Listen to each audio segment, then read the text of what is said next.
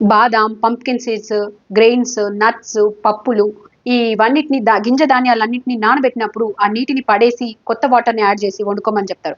చాలా మంది ఏం చేస్తారంటే ఇవన్నీ సీడ్స్, విత్తనాలు గదా! వీటన్నింటిని నానబెట్టినప్పుడు ఆ నీరనేది వాటిలో ఉన్న ప్రోటీన్స్, విటమిన్స్ తీసుకుంటది కాబట్టి వాటిని పడేయొద్దు. అవన్నీ చాలా బలం అనుకుంటారు. కాదు.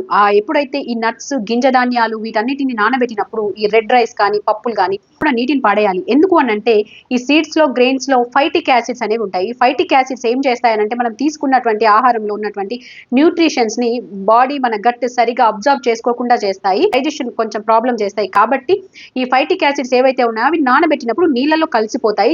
అందుకే సీడ్స్‌ని నీటిలో నానబెట్టి ఆ నీటిని పడేయండి అని చెప్తారు. అప్పుడు ఫైటిక్ యాసిడ్స్ తగ్గుతాయి కాబట్టి మీకు డైజెషన్ ప్రాబ్లమ్ రాదు. అలాగే ఈ ముడి బియ్యం గాని, పప్పులు గాని వీటిని పండించిన నేలలు ఆర్గానిక్ అయితే పర్వాలేదు. కానీ మందులతో పండిస్తారు. అట్లా పండించినప్పుడు వాటిలో హెవీ మెటల్స్ అంటే లెడ్, మెర్క్యూరీ ఇలాంటివన్నీ వాటి పై పొట్టు మీద చేరతాయి. వాటిని మనం నీటిలో నానబెట్టినప్పుడు గాని, కడిగినప్పుడు గాని చాలా వరకి ఆ హెవీ మెటల్స్ అనేవి తగ్గిపోతాయి. లేదంటే ఈ హెవీ మెటల్స్ మన బాడీలోకి వెళ్ళిపోయి బాడీలోనే స్టోర్ అయి ఉంటాయి. వాటి వలన లాంగ్ టైమ్‌లో చాలా క్యాన్సర్ గాని ఇటువంటి చాలా ఎఫెక్ట్స్ ఉంటాయి. అందుకే ఈ బియ్యాన్ని వండే ముందు ఎర్ర బియ్యం ముఖ్యంగా కడగమని చెప్తారు. అండ్ పప్పులు గాని ఏవైనా ధాన్యాల్ని కడగమని చెప్తారు. సగం వరకి హెవీ మెటల్స్ పోతాయి. సీడ్స్‌ని, నట్స్‌ని నానబెట్టకుండా తినే వాళ్ళకి డ్రై రోస్ట్ అంటే మనం డ్రై రోస్ట్ చేసినప్పుడు కూడా చాలా వరకి ఫైటిక్ యాసిడ్స్ అనేవి తగ్గిపోతాయి. ఒకటి నానబెట్టిన, డ్రై రోస్ట్ చేసిన ఈ ఫైటిక్ యాసిడ్స్ తగ్గిపోతాయి కాబట్టి అలా చేసుకొని తినాలి. డైరెక్ట్‌గా తిన్నప్పుడు మీకు డైజెస్టివ్ ప్రాబ్లమ్స్ వస్తాయి.